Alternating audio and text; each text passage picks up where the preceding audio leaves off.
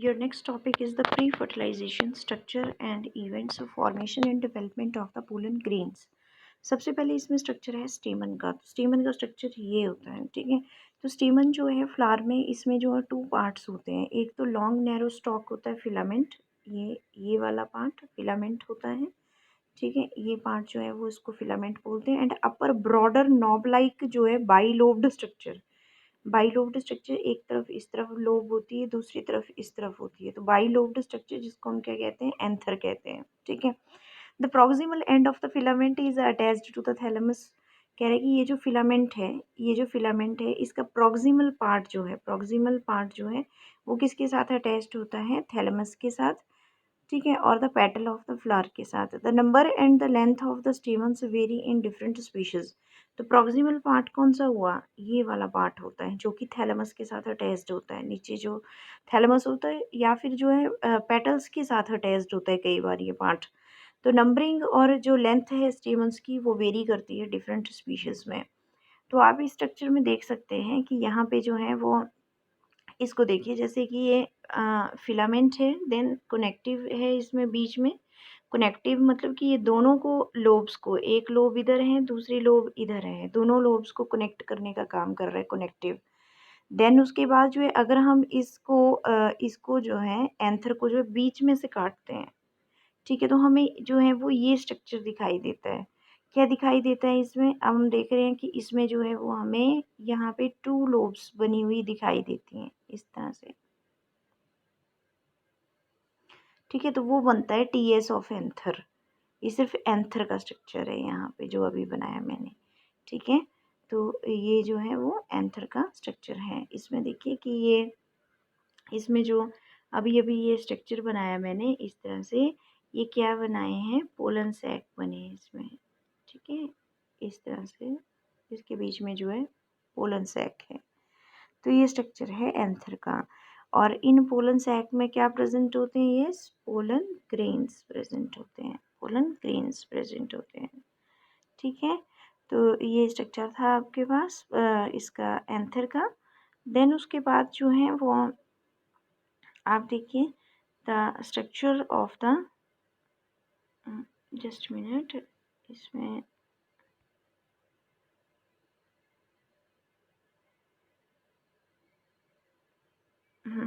यहाँ पे देखिए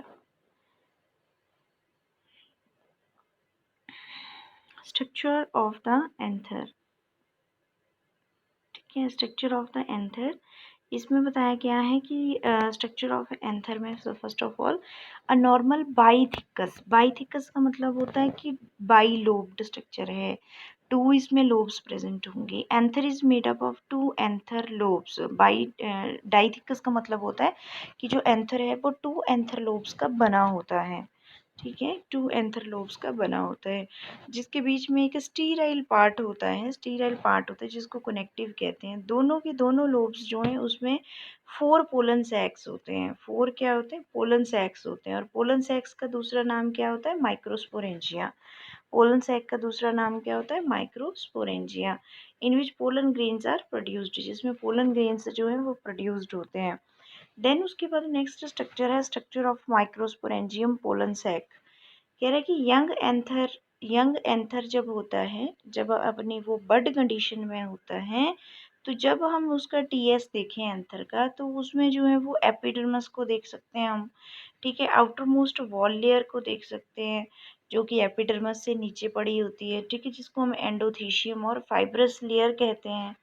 बिकॉज जो वॉल है वो फाइब्रस थिकनिंग्स को जो है वो प्रोड्यूस करती है, ठीक है, except at the junctions of the two pollen sac. सिर्फ जो है जंक्शंस जो हैं टू पोलन सैक के, वहाँ पे ये प्रेजेंट नहीं होती। बिलो द एंडोथीशियम, कह रहा है कि एंडोथीशियम के नीचे जो हैं 1 to 3 लेयर्स जो हैं वो मिडल लेयर्स होती हैं पेरेन्काइमा सेल्स की।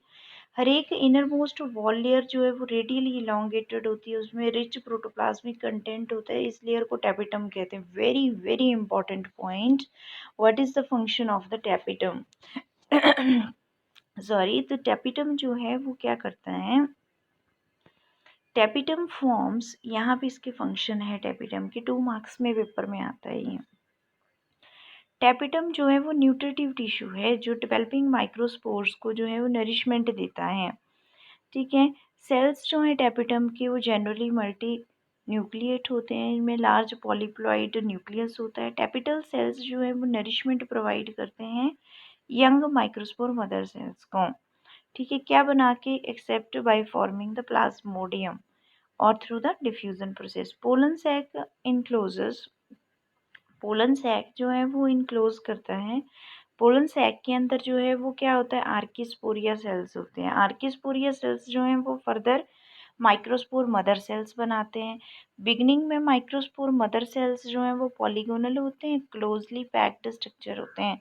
But as the anther enlarge, जैसे एंथर एनलार्ज होता है, pollen sac becomes loosely arranged, उसमें जो सेल्स होते हैं वो लूजली अरेंज्ड हो जाते हैं।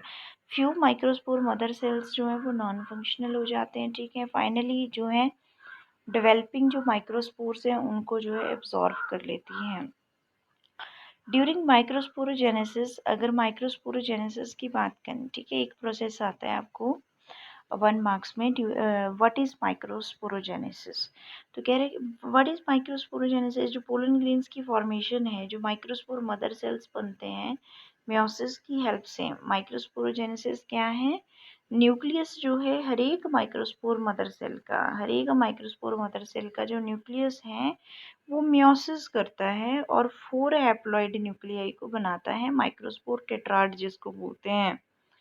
ठीक है। दीज फॉर्मिंग टेट्राहेड्रल टेट्राड, इससे जो है टेट्राहेड्रल टेट्राड बनता है। 4 माइक्रोस्पोर्स जो हैं वो मैच्योर होते हैं, डिहाइड्रेट होते हैं, एक दूसरे से सेपरेट हो जाते हैं। हर एक स्पोर जो है डेवलप करता है किसको? विच द करेक्टरिस्टिक शेप, हर एक स्पोर की जो है वो करेक्टरिस्टिक शेप होती है। ठीक है। Then structure of the structure of the pollen grain, structure कैसा होता है पोलन ग्रेन का? Very important. पोलन ग्रेन्स जो हैं वो क्या डेवलप करते हैं? Develop from the diploid microspore mother cells. Pollen grains जो हैं वो डेवलप होते हैं किससे? डिप्लॉइड माइक्रोस्पोर मदर सेल से, पोलन सैक के बीच में, एंथर्स के। टिपिकली पोलन ग्रेन जो है वो हैप्लॉइड होता है, यूनिसेलुलर बॉडी होती है जिसमें एक न्यूक्लियस प्रेजेंट होता है। पोलन ग्रेन्स जो हैं वो जनरली स्फीरिकल होते हैं, 25 to 50 माइक्रोमीटर्स इनका डायामीटर होता है। आउटर सरफेस जो है माइक्रोस्पोर्स का, उसमें जो है वो बहुत सारे स्पाइन्स प्रेजेंट होते हैं, उसमें जो है बहुत सारे स्पाइन्स प्रेजेंट होते हैं और रिजेस प्रेजेंट होती हैं, फरोज प्रेजेंट होते हैं, जो कि डिफरेंट स्पीशीज में जो है वो डिफरेंट होते हैं। और इनका जो एग्जाइन है वो ओवल भी होती है, एलिप्सोइडल होती है, ट्राइएंगुलर होती है, लोब्ड स्ट्रक्चर होता है, even crescent shaped pollen grains भी पाए जाते हैं।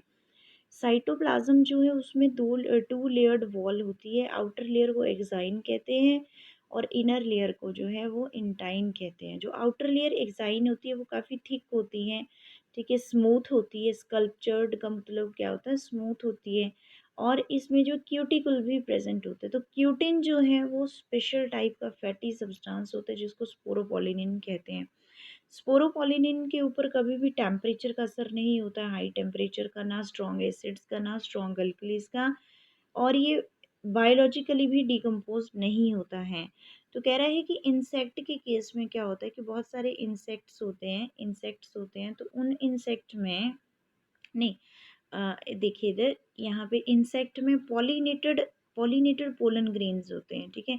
मतलब इंसेक्ट जो है वो जब पॉलिनेशन करता है तो पोलन ग्रेन्स जो हैं तो उसमें जो क्या करते हैं कि जब इंसेक्ट पॉलिनेशन कर रहे होते हैं तो पोलन ग्रेन्स की जो एक्साइन लेयर होती है उसके बाहर जो है वो अ, ये देखिए येलोइश किट जो है वो डेवलप होने लगती है। देखिए क्या है कि इन insect pollinated plants pollen grains में जो है एक्साइन जो है वो कवर्ड होती है by yellowish viscous and sticky substance. Yellowish yellowish sticky substance, exine के बाहर जो स्टिकी सब्सटेंस होता है जिसको पोलन किट कहते हैं। ठीक है। तो पोलन ग्रेन्स जो है वो वेल प्रिजर्व्ड होते हैं, तो पोलन ग्रेन्स जो है ना इनके जो फॉसिल्स बन जाते हैं, क्यों? क्योंकि स्पोरोपोलिनिन होता है बीच में। ठीक है। ये बहुत इम्पॉर्टेंट पेज है, बहुत ही ज़्यादा इम्पॉर्टेंट पेज। इसमें से या तो पूछा जा सकता है कि स्पोरोपोलिनिन क्या है 1 मार्क्स में, या पूछा जा सकता है पोलन किट क्या है, ठीक है, या पूछा जा सकता है पेलिनोलॉजी क्या है, ठीक है। तो ये